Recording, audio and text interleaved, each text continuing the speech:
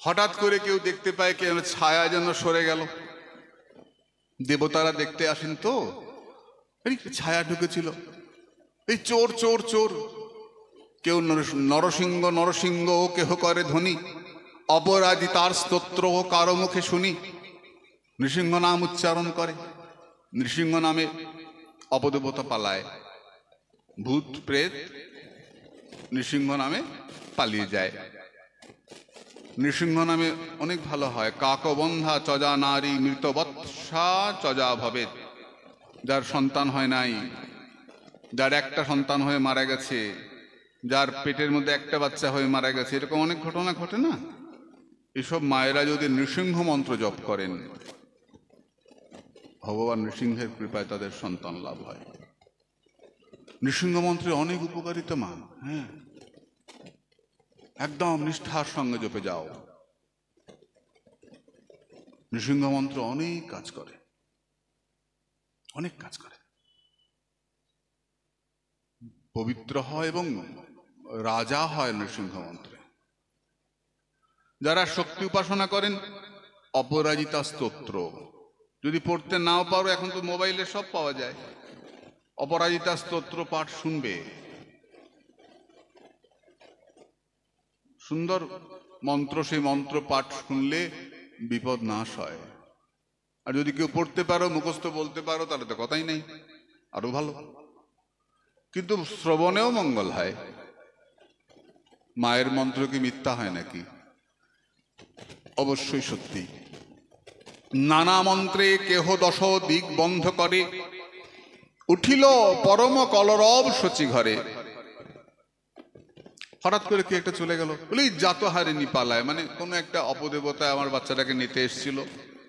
আগেকার দিনে এইসব ভাবনা মানুষের মনের মধ্যে ছিল, হাওয়া লেগেছে, পেঁচো ধরেছে, এসব ছিল না।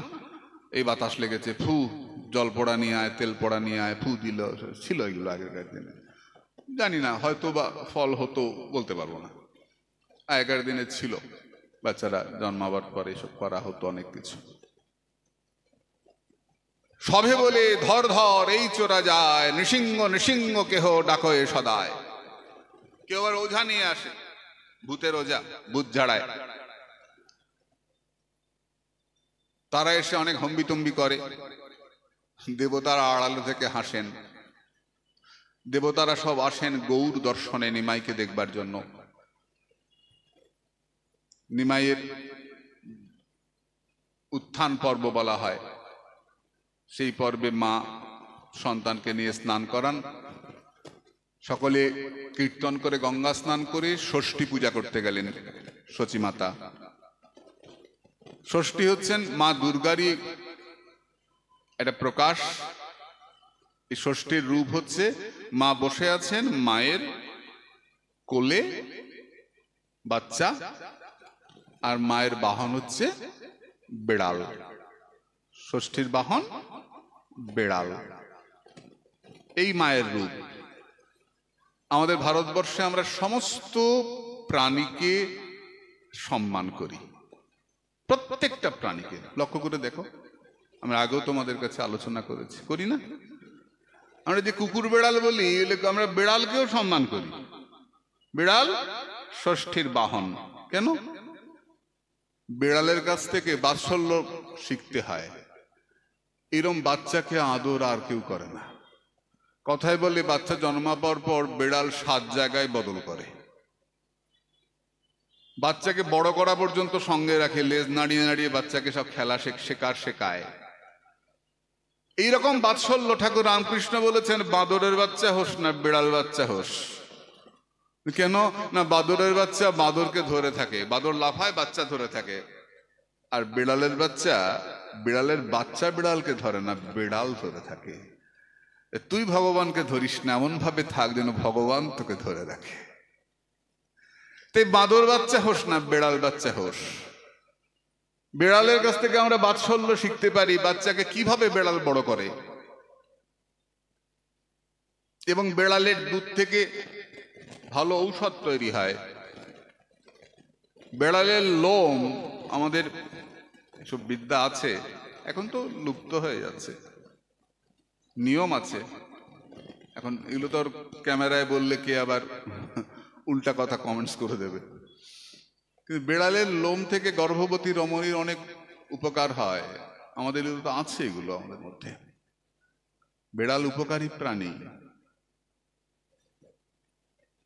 অত্যন্ত উপকারী প্রাণী। তা মা ষষ্ঠী যেমন সন্তানকে লালন পালন করেন, সন্তানকে কোলে নিয়ে থাকেন, আমার সন্তানকে রক্ষা করেন, তেমনি তার বাহনটাও সার্থক, ওই বেড়ালও তার সন্তানকে প্রাণ দিয়ে রক্ষা করে। তাই ঠাকুর বলেছেন বেড়ালের বাচ্চা হোস। এই ষষ্ঠী পুজো আমাদের সনাতন ধর্মে তো কত প্রকাশ, তাই না? বলে এটা খারাপ? না না, খারাপ না। কেন খারাপ হবে? বলে না একটা হলে ভালো হতো। বলে একটা হলে ভালো হতো কিনা জানি না, কিন্তু অনেকগুলো হয়ে বেশি ভালো হয়েছে। সব থেকে ভালো মিষ্টি কি? রসগোল্লা। তুমি যদি রোজ রসগোল্লা খাওয়ানো হয়, তুমি খাবে? খাবে না। রসগোল্লা খেতে খেতে একদিন জিলাপি খেতে ইচ্ছা করে, একদিন চমচম খেতে ইচ্ছা করে, একদিন অন্য কিছু খেতে ইচ্ছা করে। তা আমাদের দেখ পরপর কত রকমের পুজো, কত রকমের পুজো, কত রকমের পুজো কালকে আমরা দেখেছি। এই দুর্গা, তারপর লক্ষ্মী, তারপর কালী, তারপর কার্তিক। তুমি কত রুচি পরিবর্তনের সুযোগ আছে যে ধর্মে, তার নাম হিন্দু ধর্ম। বলে বিরোধ হয় না কেন? আমরা জানি সবকিছুই শ্রী ভগবান কৃষ্ণের কাছ থেকে এসছে। একল ঈশ্বর কৃষ্ণ আর সব ভৃত্য, এতে চাংশ কলা পুংস কৃষ্ণস্থ ভগবান স্বয়ং। সকলেই কৃষ্ণের প্রকাশ, সকলের মধ্যেই ভগবত্তা রয়েছে। কাজে আমাদের মধ্যে কোন রকম বিরোধ হয় না। আমাদের একই মন্দিরে কালীও থাকেন, শিবও থাকেন, গণেশও থাকেন, হনুমানও থাকেন। কোনো সমস্যা হয়? কোনো মারপিট হয়? হয় না। কারণ হিন্দু ধর্ম ভদ্রলোকের ধর্ম, পাশাপাশি অনেকে থাকে, গন্ডগোল হয় না। উদারতার ধর্ম, স্বাধীনতার ধর্ম। তাই আমরা চৈতন্য ভাগবতে স্পষ্ট করে বলছেন ষষ্ঠী পূজার কথা। সচিমা সবাইকে নিয়ে ষষ্ঠী পুজো করতে গেলেন। যদি শাস্ত্র বিরুদ্ধ হতো তাহলে চৈতন্য ভাগবতকার এমনি করে লিখতেন না। বৃন্দাবন দাস ঠাকুর। আমরা ষষ্ঠীকেও প্রণাম করি, আমরা দুর্গাকেও প্রণাম করি, আমরা কালীকেও প্রণাম করি, আমরা শীতলাকে, এখানে আছেন না শীতলা মন্দির, আজকে থেকে বোধহয় উৎসব শুরু। ও প্রসঙ্গত বলি, কালকে থেকে আমরা সন্ধ্যে 7টায় বসবো, শ্রীপাঠ আরম্ভ হবেন। তোমরা তাড়াতাড়ি আসবে, কারণ শীতলা মায়ের গান আরম্ভ হবেন। আজকে থেকেই বোধহয় শুরু হয়ে যাবে। যে আমরা একটু আগে এগিয়ে নিয়ে আসবো, কারণ মায়ের কৃপা না হলে তো কৃষ্ণ ভক্তি লাভ হবে না। কালকে আমরা কি আলোচনা করেছি? শীতলার কোলে কলসি কেন? কলসির মধ্যে কি থাকে? কৃষ্ণ ভক্তি। মায়ের হাতে ঝাঁটা কেন? ঝাঁটা দিয়ে দুষ্ট লোকদের তাড়ায়। মায়ের মাথায় কুলো কেন? কুলো দিয়ে রোগ শোক তাড়ায়, ঝাঁটা দিয়ে দুষ্ট লোকদের তাড়ায়। আর কলসিতে কৃষ্ণ ভক্তি রাখা আছে, কৃষ্ণ ভক্তি দিয়ে জগৎকে শীতল করে দেয়, তাই তার নাম শীতলা। সেই শীতলা মায়ের উৎসব শুরু হচ্ছে। কাজে মা আমাদের পরমা বৈষ্ণবী। মায়ের পায়ের নিচে গাধা, মা গাধার উপর বসে, মা তোকে গাধায় চাপালো। সবাই সবটা নিয়ে নিয়েছে, তোর বেলায় গাধা। মায়ের নিচে গাধা কেন? গাধা বলে আমি সারা জীবন চিনির বস্তা বয়ে নিয়ে বেড়াই, কিন্তু নিজে চিনি খাই না। দেখেছো বস্তা ফেলে খেয়ে নেই না। আমি কর্তব্য করি, কিন্তু ওর মধ্যে মুখ ঢোকাই না। তুমি যদিও সংসারে কর্তব্য করে যাও, সংসারে মুখ না ঢোকাও, মগ্ন না হও, তা মা শীতলার কৃপায় তুমিও কৃষ্ণ ভক্তি লাভ করে ধন্য হবে, যদি সংসারকে কর্তব্য হিসাবে বয়ে নিয়ে যাও। তে গাধা নির্লোভতার প্রতীক। তাই মায়ের উপযুক্ত বাহন গাধা। গাধা নির্লোভ, কর্তব্যনিষ্ঠ। নিজে তুমি চাপিয়ে দাও উপরে পিঠে বস্তা, ঠিক নিয়ে পৌঁছে দেবে। সংসারের কর্তব্য যে নির্লোভতার সঙ্গে করবে, সংসারে মুখ না ঢুকিয়ে ওর মধ্যে ঢুকে যাবে না, চিন্তাকে আটকে দেবে না, সে মায়ের কৃপা লাভ করে রোগ শোক তার চলে যাবে, তার অবগুণ ভালো গুণ থাকবে, খারাপ গুণ চলে যাবে, এবং সে কৃষ্ণ ভক্তি লাভ করবে। তাই শীতলা আমাদের বড় আনন্দের দেবী। আমরা যে কেন বলি পক্স হলে পরে শীতলার দয়া হয়েছে, দয়া হলে যদি পক্স হয় তাহলে রেগে গেলে কি হবে? মা তো রাগে না, মায়ের কোনো রাগের মূর্তি দেখি নাই আমরা। মায়ের গায়ের রং সাদা, সত্যগুণ সম্পন্না মা, সত্যগুণাশ্রিতা মা শীতলা। তাই মাকে পুজো করা আমাদের অবশ্যই পবিত্র কর্তব্য। আমাদের ভারতবর্ষে আমরা সব দেবদেবীকে সম্মান করি, পূজা করে কি বলি? মাগি লব ইষ্ট ভক্তি বর, মাগো আমায় কৃষ্ণ ভক্তি দান করো। তা ষষ্ঠীর পুজো করলেন সবাই, ষষ্ঠীর পুজো করে ঘরে আসলেন, এসে খই কলা তৈল সিন্দুর গুয়া পান সভারে দিলেন, আয় করিয়া সম্মান। পান সুপারি দিয়ে মেয়েরা মেয়েদেরকে আদর করে, এটা তৎকালীন যুগেও ছিল, এখন অবশ্য অত না, আছে নাকি রে মা? এখন তো কোল্ড ড্রিঙ্কস এসে গেছে না, এখন তার সফট ড্রিঙ্কস, কেউ কেউ উল্টাটাও খায়, সেটা যাই হোক। হ্যাঁ, এখন তো ওসব উঠে গেছে, কিন্তু তখনকার দিনে পান সুপারি দিয়ে সম্মান করা হতো। সমস্ত মায়েরা নিমাইকে আশীর্বাদ করলেন, মাকে প্রণাম করে ঘরে গেলেন। প্রভু খুব আনন্দে আছেন, খুব জোরে চিৎকার করে এমন করে কেঁদে ওঠেন, আর সবাই হরিবোল হরিবোল হরিবোল বলতে চুপ করে যায়, হরিবোল বলতে চুপ করে যায়, আবার কেঁদে ওঠে, আবার চুপ করিয়ে দেয়। চুপ করলেই প্রভু হি হি করে হাসেন, কিলকিল করে। বাচ্চাদের হাসি খুব সুন্দর, অমন মিষ্টি মুখের হাসি আরো সুন্দর। সবাই হাতে তালি দিয়ে হরি বলেন, হরি সংকীর্তন আনন্দে করেন সবে হরি সংকীর্তন, হরি নামে পূর্ণ হইল সচির ভবন। এই মতো বৈশে প্রভু জগন্নাথ ঘরে, গুপ্ত ভাবে গোপালের প্রায় কেলি করে। যখন ঘরে কেউ থাকে না, আশ্চর্য, কে জানি চাল ডাল তেল ঘি সব ছড়িয়ে ফেলে দেয়। কে এলো রে ঘরে? বাচ্চাটা তো চুপ করে শুয়ে আছে, ও তো নড়তে পারে না, ছোট্ট বাচ্চা। তাহলে এই চাল ডাল তেল ঘি কে ফেললো?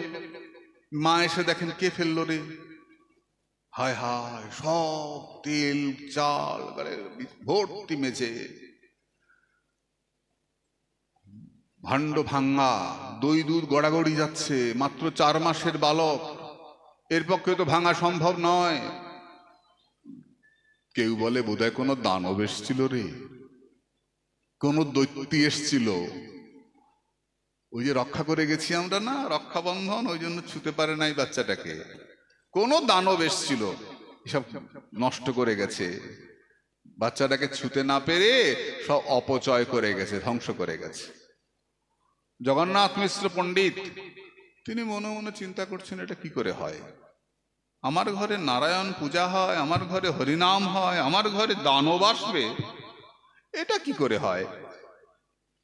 কিন্তু অপচয়টাই বা কে করে? দেখতে দেখতে নামকরণের সময় উপস্থিত। দাদু নীলাম্বর চক্রবর্তী, সচী মায়ের বাবা, তিনি নামকরণ করতে আসলেন। সমস্ত বউয়েরা আসলেন, গ্রামের মায়েরা সব এলেন, সবাই সিঁদুর পরে। তখনকার দিনে তো মায়েরা সিঁদুর পড়তো, এখনো কেউ কেউ পড়ে আর কি। হ্যাঁ, কেউ কেউ পড়ে, কেউ কেউ পড়ে ভালোভাবে পড়ে, কেউ কেউ হালকা চুলের ফাঁক দিয়ে একটু বিন্দু একটু দিয়ে রাখে। বেশি বড় সিঁদুর দিলে আবার অন্য ছেলেরা তাকাবে না, এটাও সমস্যা আছে। তার জন্য বড় সিঁদুর দেওয়াও যায় না, কারো আবার কপালে চুলকোয় সিঁদুর দিলে। কেমিক্যাল ফেস ওয়াশ দিতে চুলকোয় না, সিঁদুর দিলে চুলকোয়। কি বিপদ বল দেখিনি। তো চুলটা ফাঁক করলে যদি ম্যাগনিফাইং গ্লাস ধরিস, তাহলে একটু দেখা যাবে একটা সিন্দুর বিন্দু। তখনকার দিনে তো মেয়েরা সিঁদুর পড়তো, এটা গর্ব ছিল। তা যুগ পাল্টাচ্ছে, চলো যা হচ্ছে হচ্ছে, কি আর করা যাবে। গৌর হরি বল। ছেলেদেরও কলিযুগের তো সর্বনাশে কাণ্ড, ছেলেরাও সব শেষ হয়ে যাচ্ছে এবং গর্ব করে শেষ হচ্ছে। সমাজটাই কিরকম জানি হয়ে যাচ্ছে, মানে মানবো না, মানি না, এটা বলার মধ্যেই একটা অহংকার। আমি মানি, এটা বললে লজ্জা। আমি মানি না, অহংকার। অহংকার কলিযুগ, প্রভুর ইচ্ছা। সকল মায়েরা এসে সিঁদুর পড়লেন, এক একজনকে আনন্দ করছেন, সিঁদুর পড়াচ্ছেন। বলে নাম কি হবে? এর নাম হবে নিমাই। এর নাম হবে নিমাই। নিমাই কেন? বলে যে মেয়েগুলো মারা গেল পরপর সচী মায়ের, নিম তো তেতো, তাহলে জমে ছোবে না। নিম তেতো, তাই জমে ছোবে না, তার জন্য আদর করে নাম রাখলেন নিমাই। এই ছেলেটা জন্মাবার পর থেকে বেশ বৃষ্টি হচ্ছে, দুর্ভিক্ষ দূরে গেছে। তখন তো এক ফসলি জমি ছিল, বৃষ্টির উপর নির্ভর ছিল, বেশ ধান হচ্ছে। তাই বিচার করে নাম রাখা হলো বিশ্বম্বর। মায়েরা বলেন, না না, প্রথম নাম নিমাই, আমরা নিমাই বলি ডাকবো। নিম গাছের তলায় জন্ম, এটা কাহিনী বললেই ভালো, এটা ঘটনা নয়। নিম গাছ এটা লাগিয়ে দেখালে হয়, নিয়েই নিম গাছের তলায় জন্মেছে। নিম গাছের তলায় জন্মাবে কেন? নিম মানে তেতো, নিমাই নাম রাখলে জমে ছবে না, এই বিশ্বাসের থেকে মায়েরা নাম রাখলেন নিমাই। আর দ্বিতীয় নাম বিশ্বম্ভর। সমস্ত সদ্গ্রন্থ পাঠ হচ্ছে, হরিধ্বনি শঙ্খ ঘণ্টা বাজয়ে সকল, ধান্য পুঁথি খড়ি স্বর্ণ রজতাদি যত, ধরিতে আনিয়া করিলেন উপনীত। বাচ্চাকে দিয়ে ধরায় না অন্নপ্রাশনের সময়, কোনটা ধরে কোনটা ধরে? নিমাই ভাগবত ধরলেন। তখনই সকলে বুঝলেন, কেহ বলে শিশু হইবে পরম বৈষ্ণব, অল্পে সর্বশাস্ত্রের জানিব অনুভব। মায়েরা সব কোলে নিচ্ছেন, যেই প্রভু কাঁদেন মায়েরা হরিনাম করেন, আর হরিনাম করলেই প্রভু নাচতে আরম্ভ করে। বেশ বড় সড়ো বাচ্চা, 13 মাসে জন্মেছে না, বেশ বড় সড়ো বাচ্চা। আমরা সবাই ক মাসে জন্মাই? 10 মাসে। প্রভু এসছেন পরে, 13 মাসে। কেন বলতো পরে এসছেন কেন? বাবা পরে এসছেন কেন? হ্যাঁ, আরে গোস্বামী মতে বরাহে শব্দ আছে না একটা, ওই জন্যই বোধহয় পরে এসছে হবে। বেশ বড় সড়ো বাচ্চা। অদ্বৈত গৃহিণী সীতা দেবী, এখানে নাই বর্ণনা, অন্যান্য গ্রন্থে আছে, সীতা দেবী অলঙ্কার নিয়ে এসেছিলেন পড়াবেন বলে।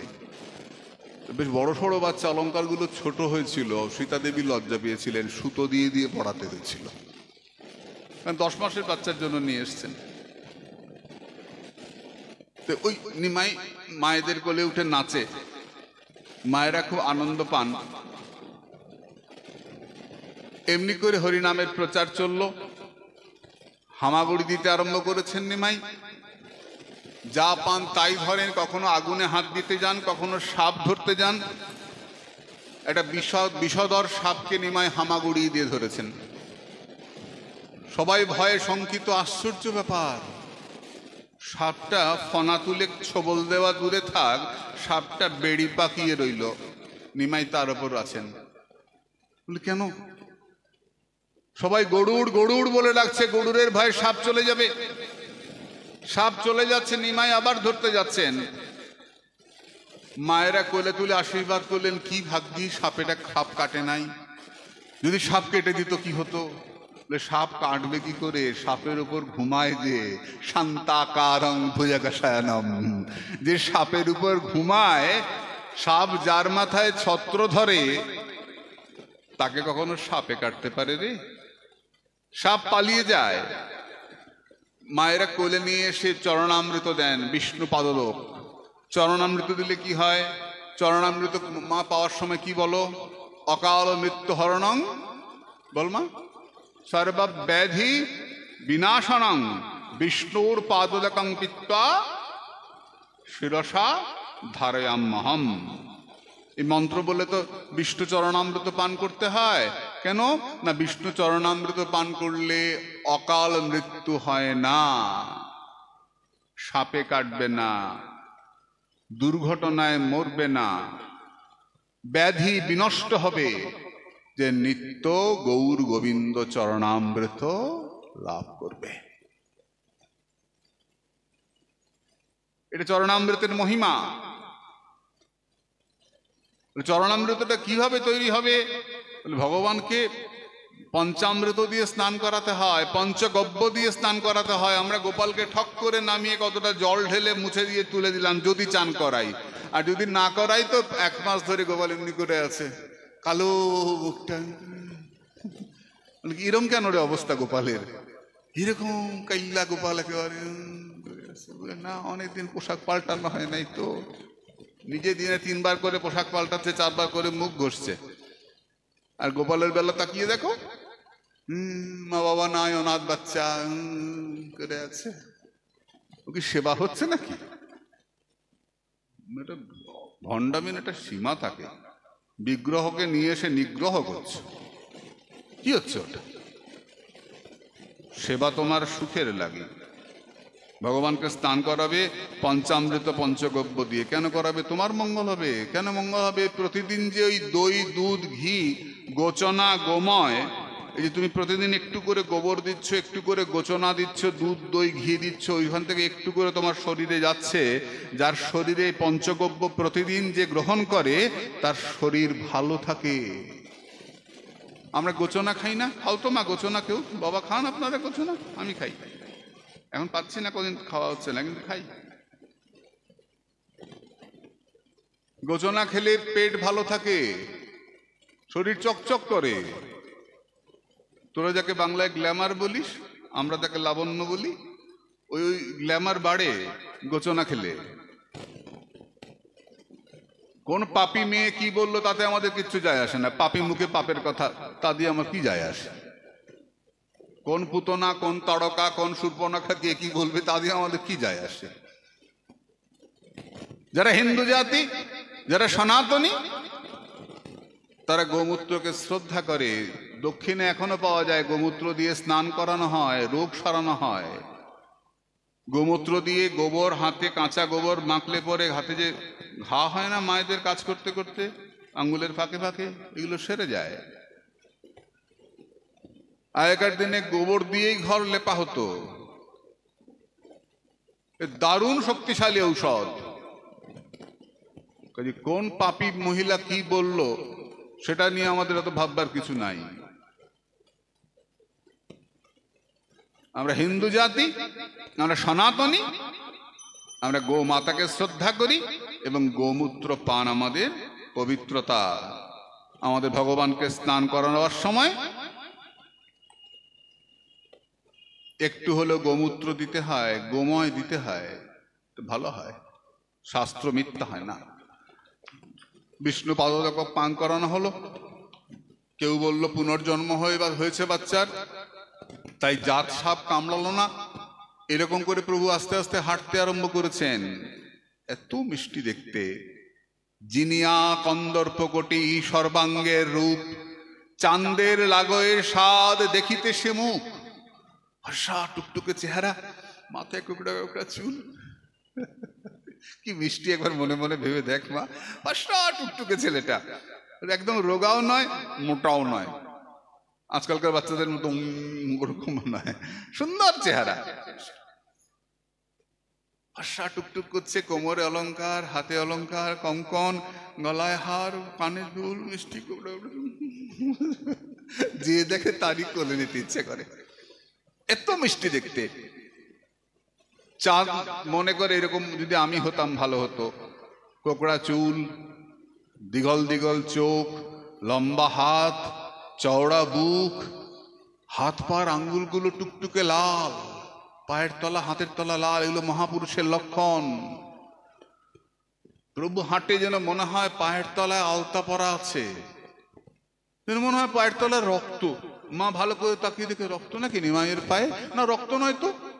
চরণটা এত টুকটুকে লাল, এত ফর্সা, আর চরণটা এত সুন্দর, মনে হয় যেন রক্ত পড়ছে। মা অবাক। সচিমাতা জগন্নাথ মিশ্র কানাকানি করেন, এ তো সাধারণ বালক নয়, এতে কোনো মহাপুরুষ হবে, আমাদের ঘরে এসছে। এইরকম বাচ্চা তো দেখি নাই, কাঁদে আর হরিনাম করলে হাসে। যতক্ষণ হরিনাম না করা যায় ততক্ষণ মানে না, শুধু কাঁদে। আর বড় করি হরিধ্বনি যাবত না, হরিবোল বললে পরে চুপ করে যায়। ভোর বেলার থেকে মায়েরা দেখতে আসেন, যারাই গঙ্গায় যান, অন্য কাজে যান, যাওয়ার সময় একবার নিমাইকে দেখে যান। নিমাইও তৈরি থাকে, তারা এলে পরেই তারা হাততালি দিতে আরম্ভ করেন আর নিমাই নাচতে আরম্ভ করে। ছোট্ট নিমাই যখন নাচে, ছোট ছোট বাচ্চাদের আমরা বলি না, এমনি করে নাচো, এমনি করে নাচো, তো মায়েরা বলেন আর নিমাই নাচতে থাকেন। গড়াগড়ি যায় প্রভু ধুলায় ধূসর, নবদ্বীপ হেনগ্রাম ত্রিভুবনে নাই, অভিন্ন ব্রজমণ্ডল নবদ্বীপ ধাম গৌরহরি। আমার নিমাই গড়াগড়ি গিয়ে নবদ্বীপের ধুলা অঙ্গে মাখেন। মায়ের কোলে উঠে নাচেন, হরি সংকীর্তন করেন, পরম চঞ্চল, এত তুত্তুর করে বেড়ায়, ধরে রাখা মুশকিল। চললি চললো আরেক জায়গায়, কিছুতেই এক জায়গাতে আটকানো যায় না। যার কাছে যে যা দেয়, খই কলা সন্দেশ, তাই গ্রহণ করে প্রভু আমার। সবাই দিতে থাকে, সবেই সন্দেশ কলা দেন প্রভুরে, পাইয়া সন্তোষে প্রভু আইসেন ঘরে প্রতিদিন।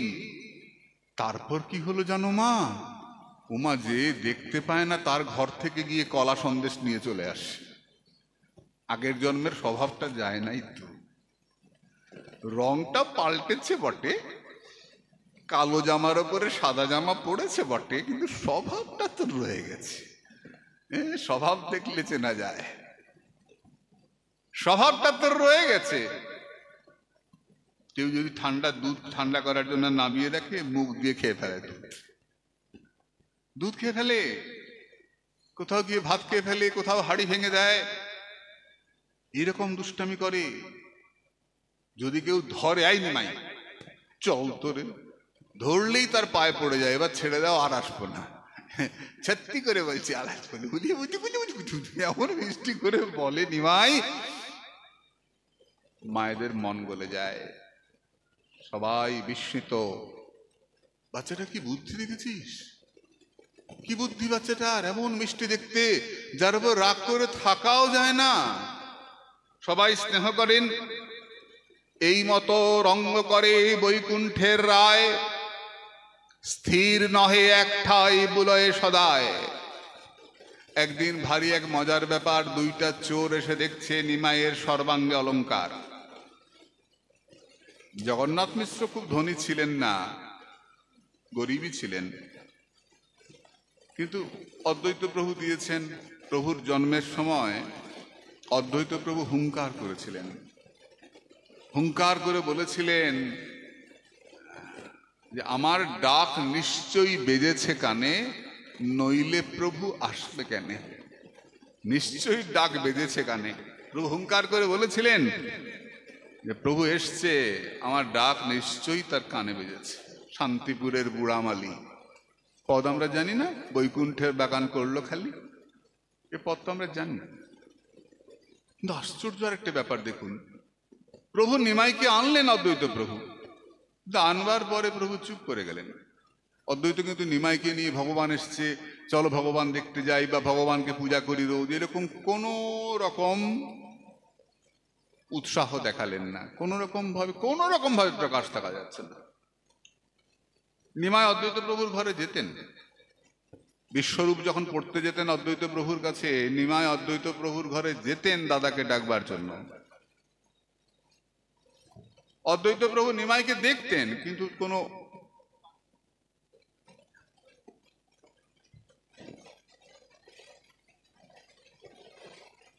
একদিন দুই চোর প্রভুর গায়ে অলঙ্কার, অদ্বৈত প্রভু স্ত্রী সীতা দেবী দিয়েছেন, অন্যান্য সকলে দিয়েছেন, তো অলঙ্কার পরে নিমাই ঘুরে বেড়ায়, দুটো চোর প্রভুকে কাঁধে নিয়ে ঘুরতে আরম্ভ করলো। প্রভু চলেছেন, চোরের কাঁধে দুইটা পা। আহারে কি ভাগ্যবান চোর রে, বৈকুণ্ঠপতি যার বক্ষের মধ্যে চরণ দেয়, আহা কত ভাগ্য রে। বৈকুণ্ঠের নায়ক যার কাঁধে বসে বুকে চরণ দেয়। চোর যায় আর প্রভু খালি বলে কলা খাবো, সন্দেশ খাবো। চোর তো খাওয়ায়, আর মনে মনে ভাবে যা সোনা আছে গায়ে, সোনা বিক্রি করলে তো অনেক পাবো, দুটো সন্দেশ নাই খাওয়ালাম, কি আছে। দেখো দেখো কাণ্ড, তার সেবা করা হচ্ছে, প্রভু সেবা করিয়ে নিচ্ছেন। বৈকুণ্ঠের নায়ক বৈকুণ্ঠপতি সেবা করিয়ে নিচ্ছেন। চোর যায় আর লোকজন লোকজন লোকজন, আর যে নামিয়ে অলঙ্কার গুলো খুলবে সেটা আর পারে না। হরে কৃষ্ণ। ঘুরতে ঘুরতে একটা ফাঁকা জায়গা দেখলো, ভাবলো এখানে নামিয়ে অলঙ্কার গুলো খুলবো। যেই নিমাইকে নামিয়েছে, দেখলো যে বাড়ির সামনে নামিয়েছে ওটা জগন্নাথ মিশ্রেরই বাড়ি। জগন্নাথ মিশ্র দরজা খুলে বেরিয়ে এলেন, বাপ কোথায় ছিলি? চোর তখন পড়ি কি মরি করে দৌড়চ্ছে। হায় রে প্রভুর লীলা, হায় রে প্রভুর খেলা, লীলাময়ের লীলা। এতক্ষণ ঘুরে বেড়িয়ে চোরের উপরে আরো বেশি করা, চোরকে ঠকিয়ে খাওয়া। ভাবতে পারো চোরের কাছ থেকে নিয়ে খাওয়া কত বড় চোর। তার জন্য লেখা হয়ে গেল চৌরাগ্রগণ্যং পুরুষাং নামামি, যে ইহকাল পরকাল দুই কাল চুরি করে নেয়, যে নিজের বলতে কিছু রাখে না, সব চুরি করে নিয়ে যায়, সেই চোরকে প্রণাম জানাই। যাকে দেখার সঙ্গে সঙ্গে সব চুরি হয়ে যায়, প্রাণ শুধু ছিল বাকি তাও বুঝি যায় সখী। সখী রে, সব তো গেছে, ধৈর্য কুলশীল মান সবই তো গেছে রে সখী, শুধু প্রাণটা বাকি ছিল। প্রাণ শুধু ছিল বাকি তাও বুঝি যায় সখী। যাকে দেখার সঙ্গে সঙ্গে সব চুরি হয়ে যায়, সেই চোর শিরোমণিকে আমরা প্রণাম জানাই। চোরের কাছ থেকে যে আদায় করে,